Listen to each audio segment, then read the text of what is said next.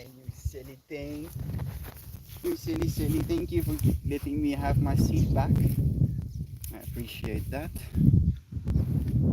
And I'll say, indeed, and greetings upon you, beloved and holy friend. Thank you for joining me, sharing this moment with me, for choosing to see the sacred instead of choosing to see what you're scared of. Move back a little bit. Can still touch the screen. Streaming now, Pippi the Popper. Wow, I just realized tomorrow is 444. It is. It is. And as I was typing out today's title, Brother Ryan, 443, I was like, oh goodness, here she comes. Like, basically, the start of this journey was like the whole streaming journey was prefaced with this 444 energy. And the fact that we're actually reaching that number now, woo, it's quite trippy. It's very surreal to me. I think it's going to be a significant one. Tomorrow's stream is going to be, I feel the best word to say it is esoteric. Yes. Yes, right? Is esoteric? Eccentric, maybe as well. Maybe a little bit of both. Thank you for joining me, my friends. Brother Ryan. Thank you, Jovan, for sharing this space with us. And thank you, Shannon, for joining us as well. Hello, friends. Happy to share this space with all of you for today. Thank you. Thank you for joining me, friends. Genuinely. Today, I want to talk about being scared, or rather just scared versus sacred, right? Those words use the exact same letters. The only difference is where you put the C. And to take that as an understanding, to take that as a feeling, happy birthday, Jessica. Happy birthday, Jessica. If there's a Jessica, there's probably a Jessica out there someday, somewhere, who has a birthday today. So happy birthday to you, Jessica. But it's where you place the C. And it's been this genuine, like, opening experience with my family now today. Oh, man, I feel like I'm running. One breath at a time, one word at a time, one step at a time. I got to spend some time with my family. My entire family is back. My younger brother is back from university. My dad is back from work. And it is such a pleasure being able to be in the same room and have conversations with one another. Unfortunately, me and my dad had a little bit of a spat again today about, something so arbitrary. Fortunately enough as it can be, the family took my side today, and I was like, oh, oh, interesting. And, my dad basically left. He's somewhere right now. I don't know where he is. And we were just having conversations, and we were having conversations about what we see, having conversations about the life that we've been trying to live, having conversations about the people in our lives and how we see them change, how we see them fall back into old patterns, having conversations about where the world is going right now. My mom is extremely curious, more so than ever, about the psychedelic experience. Like my youngest brother, he is turning 19 this year. No? Yes, he's turning 19 this year. So he's old enough. He's had 3 or 4 psychedelic experiences now. And while we were talking about this topic, I basically shared the fact that my youngest brother, has had psychedelic experiences with my mom. And she's like, excuse me? Why did I know about this? And I'm like, well, you didn't ask. Maybe we were withholding a little bit of information. And she basically, as my brother walks into the room, she calls him something like Mr. Golden Teacher or something like that. And he's like, what is that about? And she asks him about his experience, and she asks him, what does it feel like? What is it like? And my brother's answer to that was, it feels like you time travel. And my mom is like, what is that supposed to mean? And instantly, this information comes back from me from the class we had yesterday as well, kind of touching on the third eye chakra as to being outside of time. The third eye, the witnesser, the observer, is literally outside of time. It gets to experience time, it gets to observe the passing of time, but it itself is outside of time. And then when you have a psychedelic experience, you basically become more aware, maybe just more like into that witnesser, that third eye position. And then the outside world, what you think of as time, changes. You travel within time, and you're time traveling right now, technically. But then by taking into awareness this ability to almost take more slices of the same second, if you will, like in this moment, you can experience more of that moment. I'm butchering this a little bit, but me and my brother are basically having this conversation with my mom, and I can see her fascinated. I can see her like genuinely considering it. The reason this conversation started is she sends me photos, asking me, "What are these?" and I wake up having a photo from my mom of psychedelic mushrooms, and I'm like, what is happening right now? Where am I? Am I dreaming? Am I living in the Matrix? Why is my mom sending me photos of psychedelic mushrooms? And she's like, oh yeah, no, this friend of mine, her and her husband are taking these psychedelic mushrooms. They're taking oil. Her husband had pancreatic cancer, and they were on like a bunch of medicines, a bunch of chemotherapy to try and treat that. And then only got worse, and it would keep metastasizing, and they would keep having to cut these freaking cysts and cancer cells out of him. And then he completely stopped all of that. He started eating mushrooms and cannabis oil, and he's healed. Like he's completely healed. He's cancer free. And like my mom having again, just I mean, I can't even imagine how many witnesses, how many, what's the word I'm looking for exactly? Personal experience is not the right one. Anecdotes? Is it anecdotes? I think it's anecdotes. How many anecdotes there are. And now she's getting to have these as well. I've been ranting, raving about it for as long as I've been doing them, since I was about 19 years old.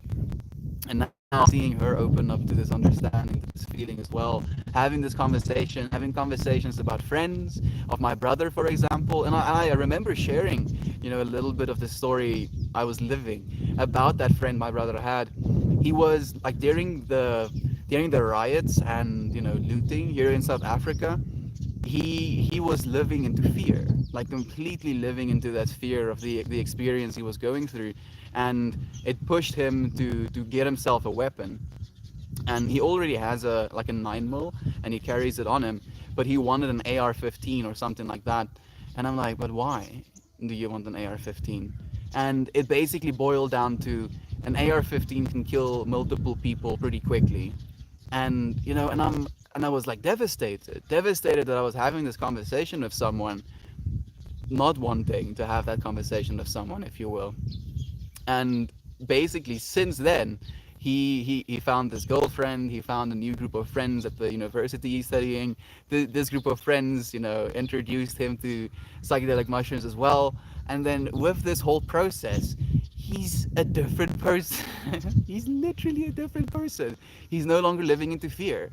He's no longer living into this experience of trying to defend himself, because he knows what he is, as you friends know what you are. And that is what I want for my dad.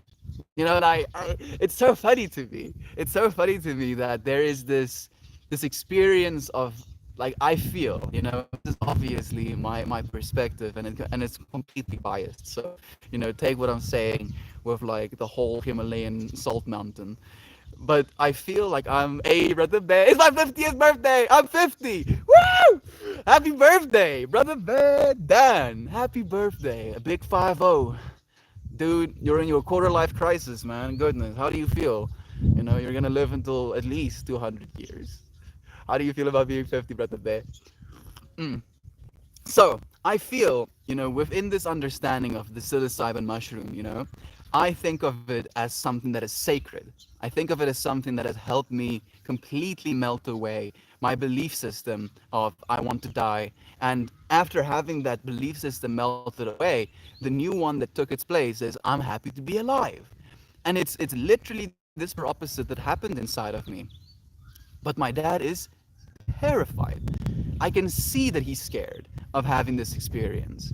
And, like we were having this conversation, my dad basically gave me an ultimatum of he will consider, a proper psychedelic experience if I read the entire Bible. And I'm like, bruh, what do you mean? What do you mean? And he was like, oh, yeah. Die ding wat ek vir jou wil gee, het ewigheidswaarde. Maar die ding wat jy vir my wil gee is trivial, sê hy vir my. You know, like the thing I'm trying to give you has forever value, ewigheidswaarde, forever value. But the thing that you want to give me is trivial. And I'm like, but dude, how can you say that? The difference is you want me to read information that you believe, and this information, you know, like how can I fact check it? How can I ask the people who wrote it? How can I actually know if any of it has any truth, any value, versus having a personal experience, having a completely personalized experience.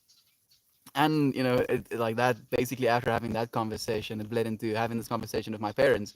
And I can see in my mom's eyes when we talk about these topics, there is this fascination of the sacred. And I can see in my dad's eyes, there is this fear, this scared nature. And it's about what we see. My dad sees me as an insane person, you know, because I'm no longer believing in the Christian religion. And he's terrified of that happening to him. So he sees this journey I'm on. He sees the things I'm doing. He disapproves of me doing yoga. He disapproves of me saying Sanskrit words because I don't know what they mean. And I'm like, but we do know what they mean. Shanti, Shanti, Shanti. Like my dad would straight up lose his shit if he hears me say that. But it means you know, that sacred sound. Shanti meaning peace. Oh, peace, peace, peace. You know, that's what I just said. And I know that, and I can feel that, and I can see it as something that's sacred. But I see this fear. I see this being scared of these things. And it's so crazy to me because we were having this conversation about the shifting, if you will, you know, the changing of this reality, the next step of where it is we're going. And I do not want to let my dad go. I'm refusing to, in fact. And I don't know if I'm being scared, if I'm scared of letting my dad go, or if I think the relationship we have is so sacred that I don't want to let it go. And I'm like definitely being pulled in both directions. I just want to share love. I literally, I nothing. Everything I do is to share love. And then I feel like I'm received in this way of I'm trying to force him into something else, or I'm trying to, you know, get him to not experience the things that he's experiencing. Forgiveness is forgiveness of oneself, forever allowing delusion to settle into one's mind. Forgiveness is forgiveness of oneself, forever allowing delusion to settle into one's own mind. Forgiveness, when completed, is the establishment of love. It is not so much about going anywhere as much as it is about abiding within.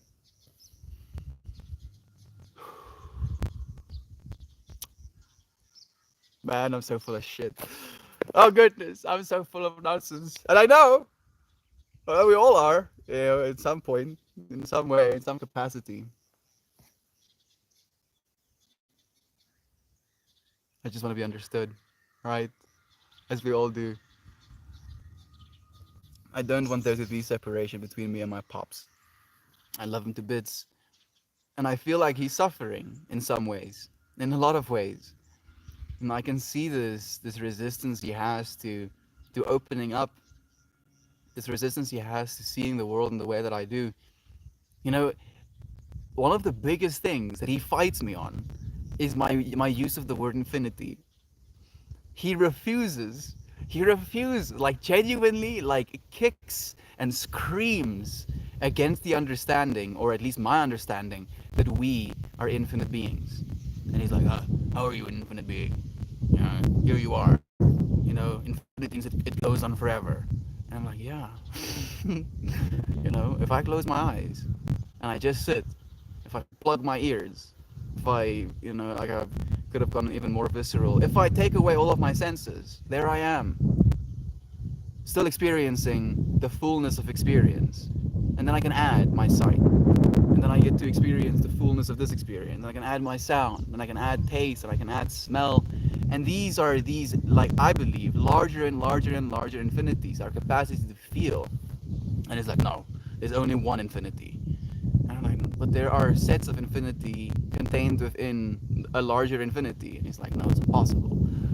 And I don't know if it's a difference in understanding, or if it's a unwillingness to understand as well. I'm like, I'm thinking, oh, I feel like Ryan is like, hey, Mel, didn't you have a whole stream about understanding and about not needing to be understood? Yes. Yes, we did. We did, in fact, have a whole stream about that, about not needing to be understood, not expecting to be understood. But we do. We do want to be understood. You know, like there's a difference between need and want. Maybe it's my ego that wants to be understood, wants to be seen as sacred, you know, instead of something that like I feel like he's scared of me. He's scared of having a conversation with me. He's scared of spending time with me in a way. Like for instance, my dad, he's kicking, so he basically started his life, lived his life with alcohol, right? Like alcohol is the thing that's okay to do. And you know, I've seen my dad, not I've never seen my dad like drunk to the point where he's like slobbing his words, but I've seen my dad intoxicated, you know, kind of happy, kind of, you know, or like fluttery, little butterflyish. And it made me so happy to see him open up, you know, kind of relieve a little bit of that tension. And his current like standing point is that he doesn't need it. You know, he doesn't need this experience. And I'm like, yes, you don't need anything, but it can be something that you can want. You know, in the same way that you're gonna want to have the experience of alcohol, you're gonna want that calm, you're gonna want that lowering of your inhibitions, and that can be something that's good. I want my dad to have an experience. I want my dad to believe that he's more than just this body, more than just this, and he believes that he's a sinful being. You know, that every single human is but this sinful being. He likes to say, ons lewe in 'n gebroke wêreld, my seun. We live in a broken world, my son. Why? Why do you want to see it that way? What you see, what you perceive becomes your reality. And that's today's lesson, today's message that I want to bring is, if whether something is sacred or you're scared of it, all that changes is what you see, where you put the see in the word changes everything, literally everything. You know, and I was thinking about it in the context of being allergic to a bee, for example. So on a genetic level, if you've been stung by a bee and you got wrecked by that, your genetic like code tells you that thing is dangerous. You need to GTFO and, you know, and like keep yourself safe. Versus someone who's not allergic to that bee, the bee flies in, you know, maybe you can still get a little bit wacky if the bee gets close to you, but instead, if the bee is, you know, over there, maybe like just in the room with you, you can think, oh man, shame bee. I hope you find your way out, you know, like you need to go and pollinate some flowers, dude. You need to go and do your jobs. Versus the other person, you know, goes into panic mode and sees only what they're scared of, sees only, you know, this danger, this possibility of dying potentially, instead of seeing the sacred nature of the bee, the sacred, you know, pollinating job of it, the ability to influence, literally influence this environment in a positive way. It's so crazy. It's so crazy how powerful we are. And I said this yesterday, and I think I'll end this before I come to you, friends, and spend some time. My back is killing me today. Is this feeling, this understanding, rather, of perception? Your body, you know, I can feel the textures on this, sure, and I can hear things, and you know, like, you know what? I think actually, let me backtrack a little bit. Every single input, feeling, hearing, seeing, smelling, tasting, it has to be absorbed, you know, processed, perceived by your brain. And then after your brain perceives this information, it creates a perception of that information. Oh, I see the bee. That bee, I'm allergic to bees. I create the perception of I'm in danger. That bee is a threat to my existence. So within your mind, within your physical being, that perception causes your anxiety to go up. It releases cortisol, maybe ups your heartbeat so that you can get out of dodge, so that you can run faster. So on a visceral level, even though your body just, like a little bee, that thing is like pretty small in your environment. Now, because of what you've perceived, you have created a state of stress within inside of yourself. And a bee is a very rudimentary example. We can be scared of pretty much anything. And when we are scared of something, that perception becomes a part of our being. Our entire body responds to the things we think because this is our internal environment. And you're the one creating it. You're the one creating this internal environment. So why would you create an environment of fear? An environment of, I'm not safe, an environment of I'm not worthy, an environment of I'm not loved, an environment of lack, of scarcity, of shame. Why? Why would we do that? Why do we do that?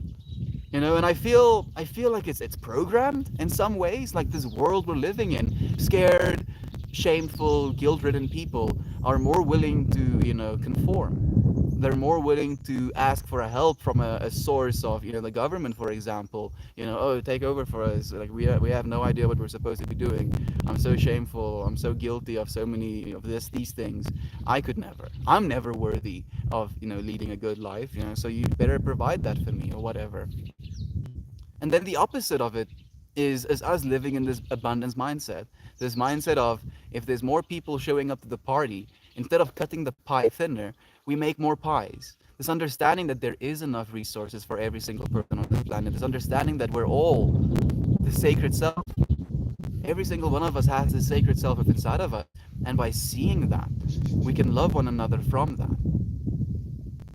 How is that going to change our world? It is going to absolutely hurt the bottom line.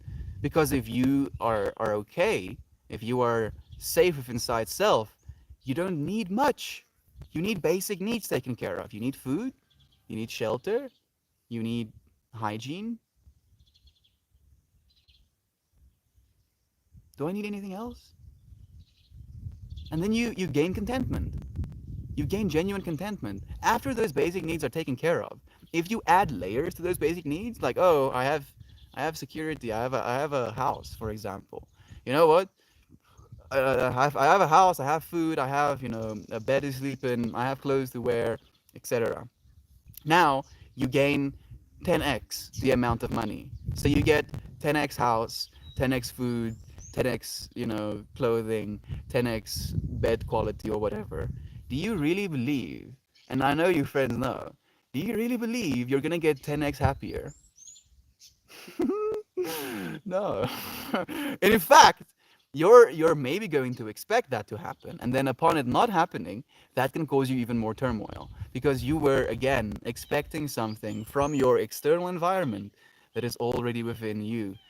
We are the creators of our perceptions, the creators of our reality, and the reality that we're living in, that our actual body is living in. It is so bonkers to me. And I see it, and I want to help, and then there's this part of myself that understands as well that I don't need to. I shouldn't be sometimes. That I can cause more separation by trying to. But not helping, I feel like I'm doing myself and the world a disservice. Ah, I'm melting, just straight up melting. My brain is like, okay, okay, now. Hey, again, Sergeant Sausage. It's nice to have you here. Happy birthday, Jessica. Happy birthday, Jessica, indeed. Lisa, beloved sister. Nancy is here as well. Tomorrow is also the spring equinox, where I'm living energetically a biggie. Oh, absolutely. Celebrating new life, Nancy. Ooh, celebrating new life. Skies are so clear today. It's gorgeous. Happy Saturday, Auntie, beloved sister. Thank you for joining us today, my friend. Would you grant me the wish of hearing you tell me happy birthday in Afrikaans? You know what? I'll do you one better. I'll sing our Afrikaans birthday song to you. and it goes, Feels geluk liever dan, feels geluk liever dan, feels geluk liever Mikey, feels geluk liever dan, feels geluk. Lots of luck, or lots of me wishing you luck, wishing you happy birthday. I don't know how to translate it like, feels geluk. Feels geluk dan. Ek hoop jy het 'n fantastiese dag Brother Bear. Ek hoop jy is absoluut, jy weet, oor die maan. Ek hoop die mense in jou lewe sorg vir jou. Ek hoop die mense in jou lewe sien jou. Sien jou, regtig sien jou vir wat jy is, vir wie jy is. Jy is so geliefd. So geliefd. Ek is lief vir jou. I love you, Brother Bear. Happy birthday, dude. Happy freaking birthday, man. Rizzle! Or Ritz and Dazzle, thank you for the energy. Hot sauce is the best. I mean, it does the job. Hot sauce does the job. Morning, Mr. Peach. Mrs. Peach. Hey, it's Aiden. Thank you, beloved sister, for joining us. It's pretty quiet. I'm so pumped for spring energy, ready for a growth spurt. Good morning, friends. Thank you for saying hi, Javan. Touch my camera through the fence. Dude, like, I think I've heard that thing being said, and I've seen it in other people's streams as well. Maybe like 50 times at this point. You know, like maybe that's the point. Maybe the repeating of it is supposed to annoy people. So by repeating it, you succeed what you're doing. But like if you're gonna troll, like be original, dude. Like kinda catch me off guard, man. I wanna see the opposite. Thank you so much. My wife was watching and she was impressed. Brother, you are so loved, genuinely. Like without a doubt, we love you, man. Thank you for joining us. Dose him and let him explain. I would not do that, friend.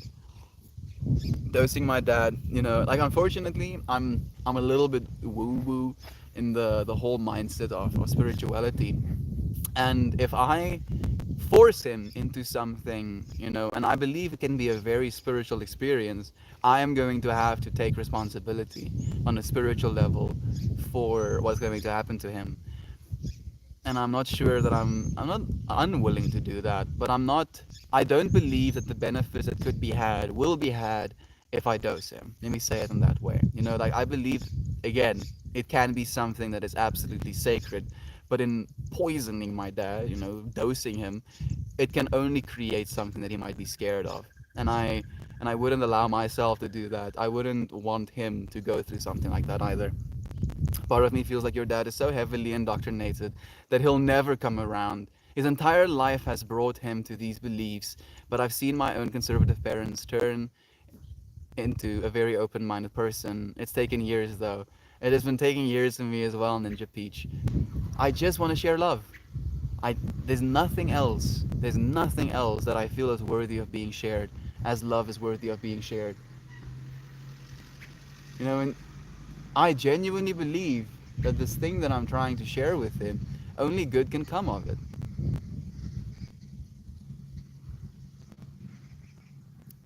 Why is there fear? I genuinely wonder. Okay, so I was thinking about this today, like basically upon saying that these experiences melt away your belief systems, I saw him like kind of like trip out about it for a second, and he's like, how's that a good thing? And I'm like, well, if your belief systems melt away, you are kind of confronted with the realization that you're the ones that are creating them. And then it gives you the opportunity to recreate your belief systems. And, I feel to him, the melting away of his belief systems is so intimidating because he's scared he won't be able to reconsolidate.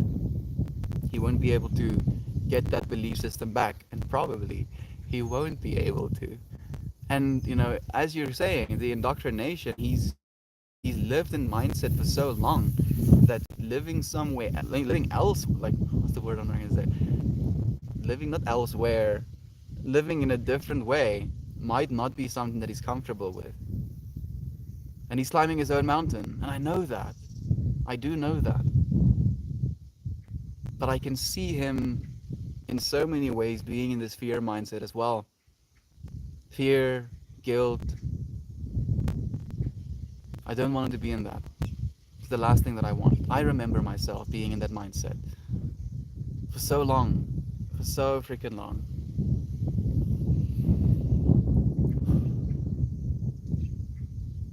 Love is true.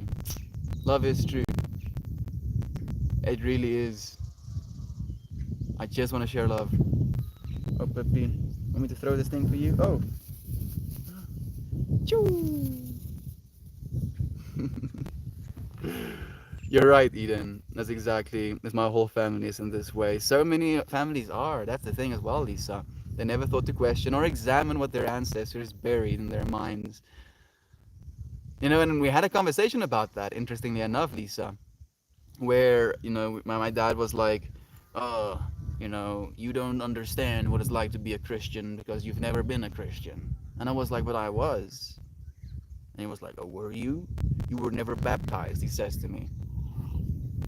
I'm like, Dad, the reason I'm no longer a Christian is because of you. You were the one living as an example for what Christianity does.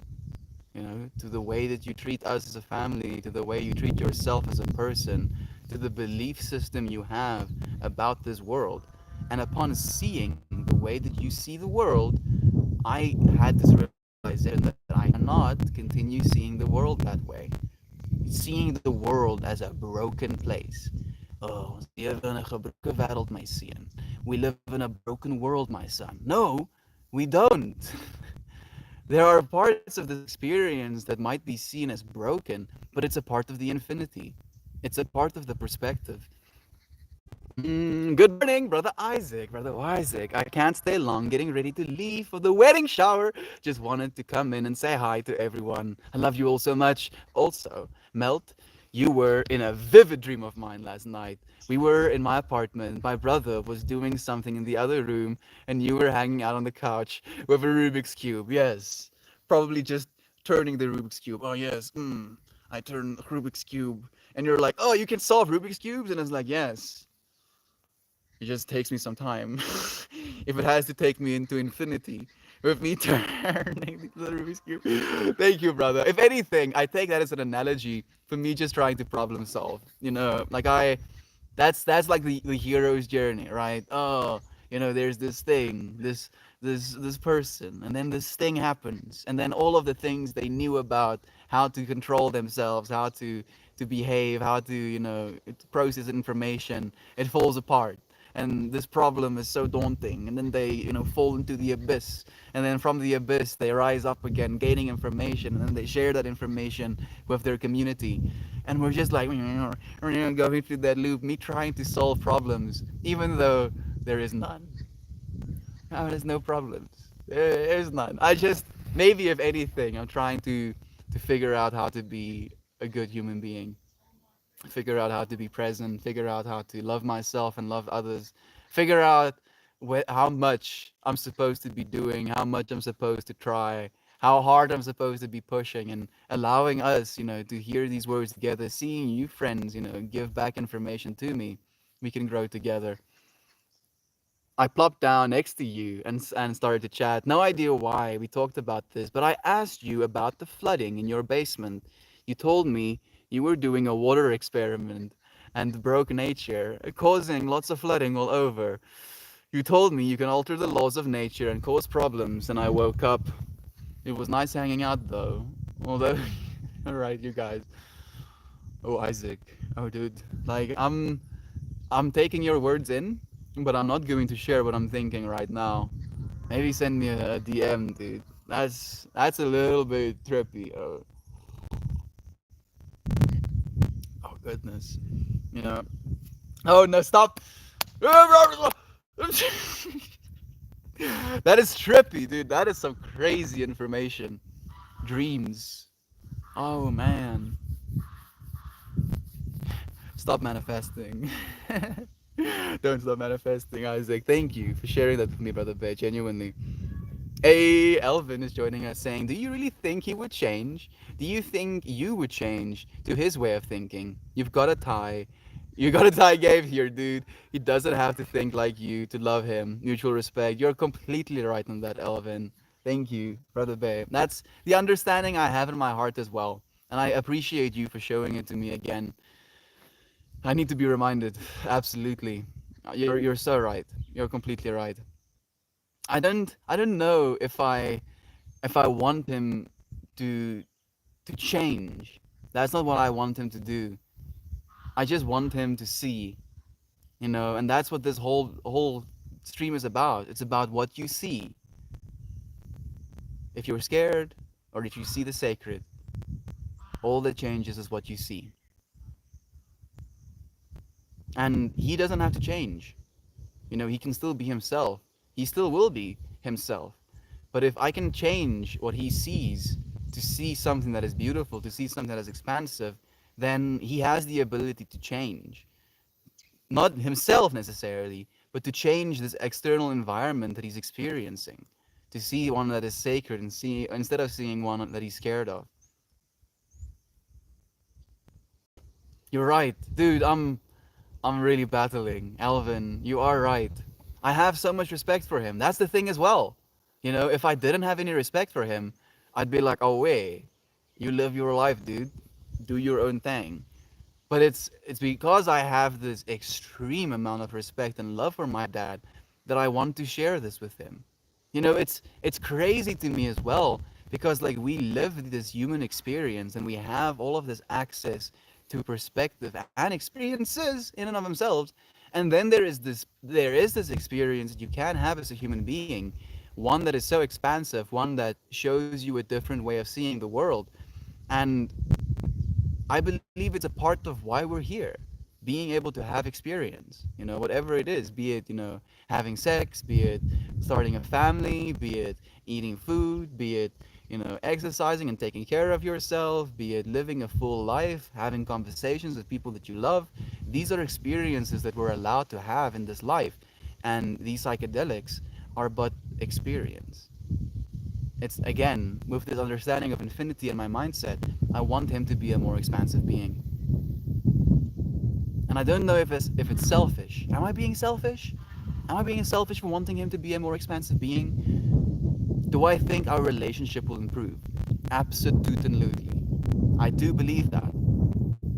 Is that a belief rooted in bias? Absolutely. Yes, it is because I've seen it happen over and over and over again. Maybe 50, no, maybe a little bit less than 50 different people, that allowed themselves these experiences, and I saw them change. But it's you. It's you that changes. Damn it! Coming back to what you just said, do I really think he will change? Maybe it's experimentation. Maybe that's what I'm really interested in. So I'm a scientist at heart. Add this little variable, changes this variable, sees what the experiment, allows. And that's the thing as well. I'm not expecting him to completely uproot his life and change everything about, the way he's been seeing the world. I expect him, if at most, and I don't really expect him. I want him to. There's no expectation. I want him to go through like a 6-hour experience. 6 hours of your life. You've lived 51 years of existence, and you don't want to take 6 hours to see the world the way that I do. Maybe that's why. Maybe it is me being selfish. Maybe it is. You know what? I'm selfish. I'll admit. Maybe it is me being selfish. Yeah. Maybe I have to let go of that. Let go of wanting to be understood. Let go of being seen. Let go of being seen. My dad doesn't have to see me. Because he sees me as, I don't know if evil is the right word. I mean, like he's mentioned to me that Satan has his claws in me, but I don't know if that means I'm evil. I don't need to be seen. That's just I'm seeing the meme in my eyes. Hard to swallow pills. You don't need to be seen. And I'm like looking at this pill and I'm like I don't want to swallow that pill. Oh, our fathers believe. You only listen and respect elders. That's true. You took my parents seeing my success, living a life they once did not approve of, to realize that it's not so bad. They didn't take me seriously when I was younger, and they see I'm a successful adult and that I've changed. Your dad seems to need to see it to believe it. You're right, Eden. Unfortunately, I am trying to create for myself a life with these things that I understand and believe in, the things I want to see, and hopefully he'll come around. Does that I think he's struggling? I'm sort of curious what he tells himself about himself. Me too, Jovan. And at least the way that I've seen him respond, like he has this belief that I'm turning the family against him. Every single time the family stands up for me, I'm turning the family against him. And just him being willing to vocalize that gives me some sort of insight into the story he's telling himself, of this me versus you mentality. And if he submits, surrenders to the things I want to share with him, it means that he surrenders that I am right and he is wrong. When that is not the case, there is no right and wrong. He is going to have his experience. And I've seen in so many ways these feelings of unworthiness, these feelings of, not being good enough. I don't know if the fear of death is with him, maybe a little bit, having Alzheimer's in the family and his memory starting to, get a little bit spotty as well. I don't want him to think anything bad about himself. I want him to see himself as a divine being. And even that, when I say that to someone, yet you are a divine being, he's like, no, no, you're not. You are just a human being, he says to me. A human being, not a divine being. I'm like, okay, so I'm just a human being. He's like, yes. And I'm like, okay, so if this human being dies, then what? And he's like, then your soul continues. I'm like, okay, so what's the soul? And he's like, no, it's your soul. I'm like, okay, isn't that the divine being that you are technically? And this body is just the thing hosting your divine being? And he's like, no. All right. Yeah, sure. Man, love, universe, love is true. Love is freaking true. It's like one little speckly cloud, one little smidge of unclarity in my mind. A beautiful and peace you received and acceptance. So much love to you. Beautiful Cable, thank you for joining us. I think the mutual respect is what's lacking, but definitely agree with what you're saying. I feel you as well on it's not a disrespect. Like the opposite. Like I literally spent my entire life watching this man, admiring him for, the way that he lives his life, admiring him for the way he's loved, and he taught me what I know in a lot of ways. And the things that he's taught me, I can make decisions, live in a certain way in opposition to the things he's taught me. So even if I'm doing the opposite of what he's taught me to do, by doing them himself, I'm learning from him. And there's a respect in that from me towards him. And it's that respect, it's that same seeing what's happening, seeing how he's experiencing, and wanting to help that.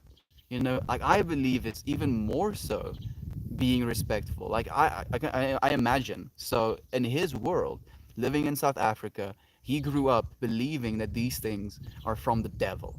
The devil is gonna speak to you and he's going to, tell you a beautiful story, and then the devil clads himself in blankets of light is one of the things he says to me. So the devil will convince you that he is the truth and this and this and that. And I'm like, but dad, if the devil was the one convincing me to do things, why am I not, raping and murdering and, stealing excessively?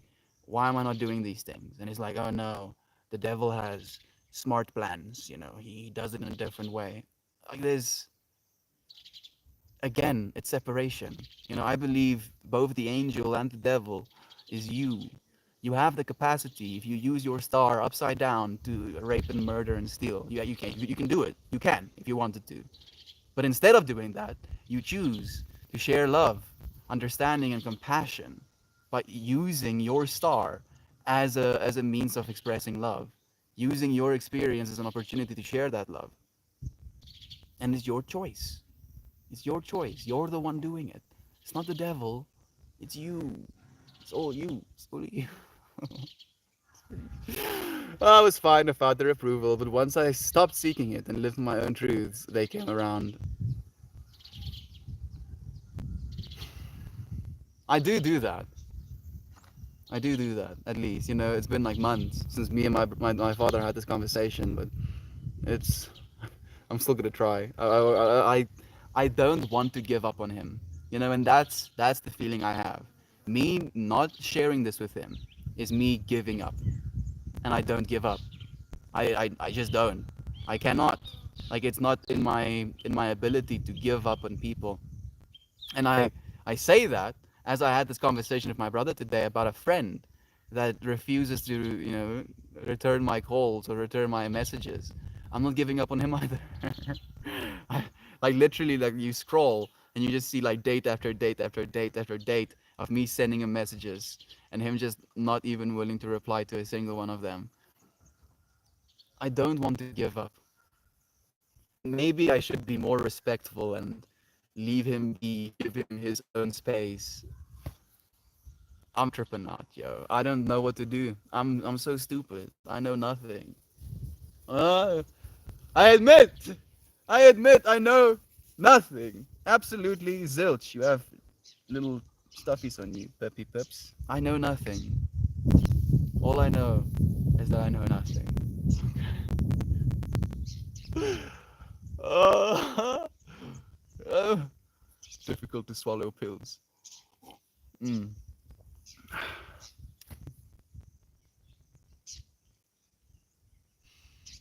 You know what's coming to me right now is that you can share love by not sharing love. That's the message my mind came. Oh, not my mind.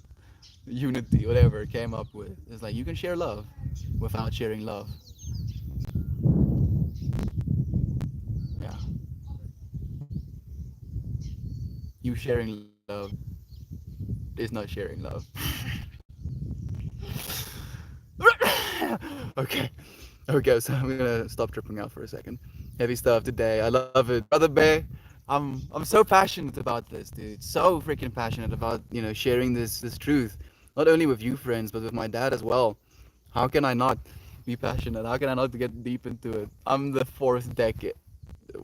What? Fuck. I'm in my fourth decade. Can it just come on now? I hope so for you as well, Heather. No, that's Lisa. Genuinely, sometimes people are resentful of those who show their bliss. Dad could be a bit jealous of you for going after your beliefs. I've had that conversation with him as well, Elvin, and he denies it. He's unwilling to say he's proud of me, but he denies that he's like jealous of me or he envies it. And like I've had this conversation with my mom as well, where my dad would tune my mom.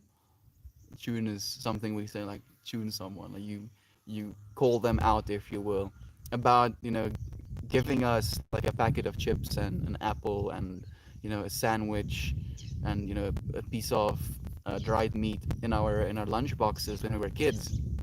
And he would say, oh, when I was a kid, all I got was a peanut butter sandwich. I'm like, why do you want us, your family, to only have a peanut butter sandwich? Is it jealousy? Is it resentment? Is it wanting them to experience the same scarcity that you did? And then when I have conversations with him about this, he refuses to really talk about it. He'll be like, that's nonsense. Ah. I'm like, okay, can we sit with it for a second? Think about it, maybe. Okay, okay. I don't need to be seen. I feel like that's the lesson that I'm taking from today. I do want to be seen. Absolutely. And I feel, I am seen. That's the thing as well. Like you friends, we see one another. We actually see one another. And this relationship we have being able to see one another is one that's so expansive, one that's so beautiful, one that genuinely, warms my heart. And not having that with my dad is devastating to me. It hurts me because I know it's possible.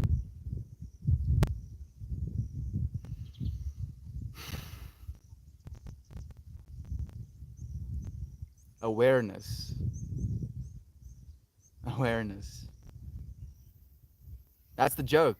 People believe that enlightenment is only like, bliss bunny. Oh, ooh, ah, la la la la la la la la la la. No, enlightenment is just awareness, but it doesn't mean it's all sunshine and rainbows. My awareness of what's possible in relationship is the very thing that hurts me not having it.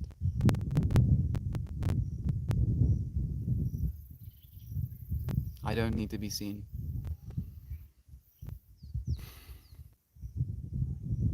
because I am.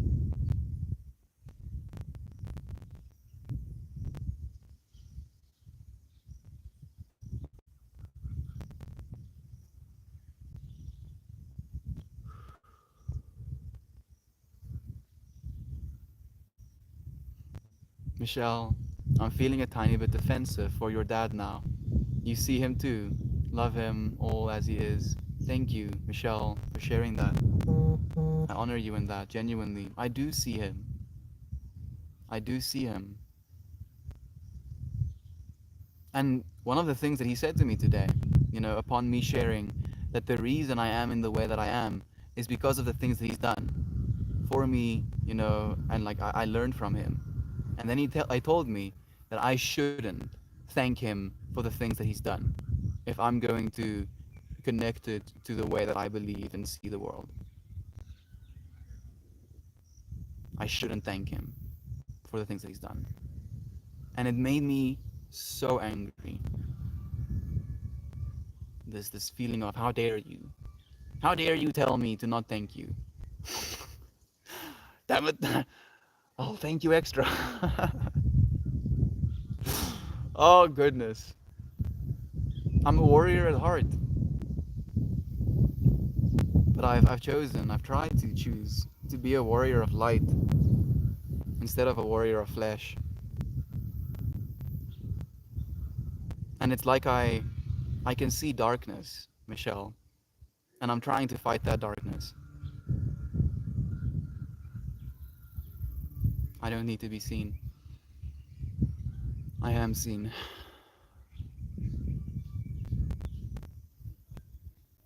Hmm. That one is going into the book of things worth saying.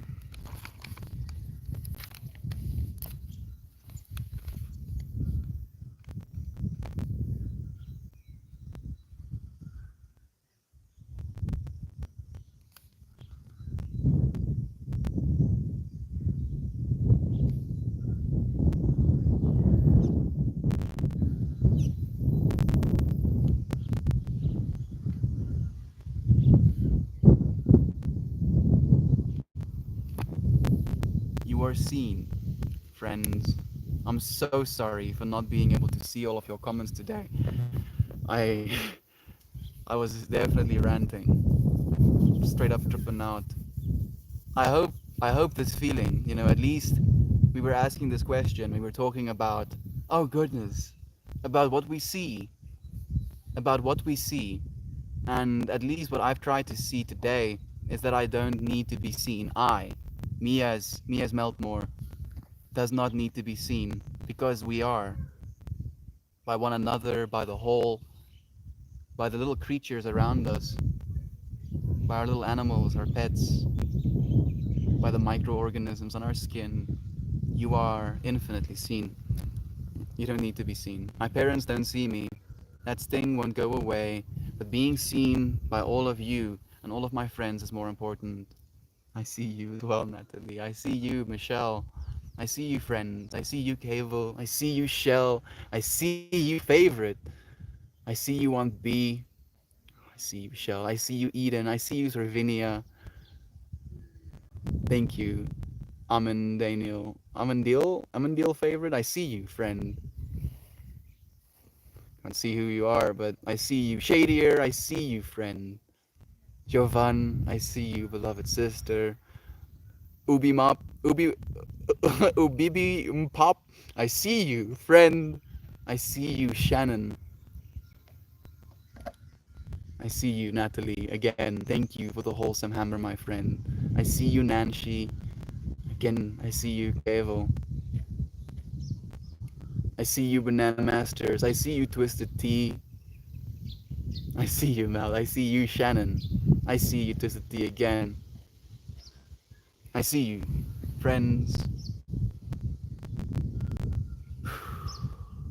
I see you. Do you see me, Last Danger Girl? I see you. I definitely see you now. I'm very positive place and capable to great conversations. Thank you so much, Cable, for putting that into my mind as well. I love you, friends. I love you, friends, so much. I love this world so much. I love human beings so freaking much. Know that you are seen. Please take this warming hug from afar.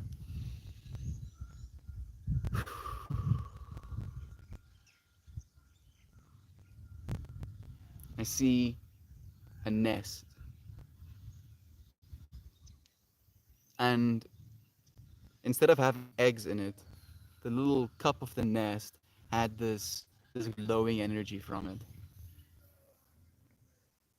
Feeling safe, feeling secure, seeing the possibility for new life. We love you, Mel. I love you, Shannon. I love you, Shell. I see you too, all your friends. Seeing you, lurkers. I imagine you often, and I see me, even when you don't. But when you do see me, I feel it so much. Thank you. Michelle, thank you, friend. Genuinely. We see you, friend. Thank you. Twisted Tea, thank you, friends, for seeing me. I don't need to be seen. I am seen. Just say that. Just try and say that. I don't need to be seen. I am seen. Dude, thank you. Shanti Shanti Shanti. Shanti Shanti Shanti. We are seen. We are seen by the divine. We are seen by one another. I see you, Michelle, again. I see you, friends. Kevo, we had a very long and impactful discussion in chat, though. I'd advise you read later. Today's stream is amazing. You, friends, are amazing. Thank you for co creating with me, with one another, for sharing conversations, even though I was a little bit up in the clouds. Let's just say it that way. There's no clouds here today, but I was still up in them, creating my own clouds. Or the other side of this infinity, eliciting this very response, gaining information from the words, never too late to learn self worth. You're so right, my friend. Actually, going to take my daughter. I'm actually going to take that lesson to my daughter. Thank you for that, Natalie. Thank you, friends, for being here with me. You mean the world. You mean infinity. Literally infinity. The other side of the infinite universe that you're in is you. It's you, literally you. You're the other side of this infinite universe, friend. Realizing that, you realize just how you are by seeing yourself. Seeing yourself. Not only seeing as yourself, but seeing yourself, seeing for yourself. Thank you, friends. Go and wish me luck. Or don't go somewhere. Wish me luck with my classes today. I appreciate you so much. Loving it right now, though I really needed this validation this morning. This is why you were here, Twisted Tea. Share love, friend. Serendipity. I appreciate you so much.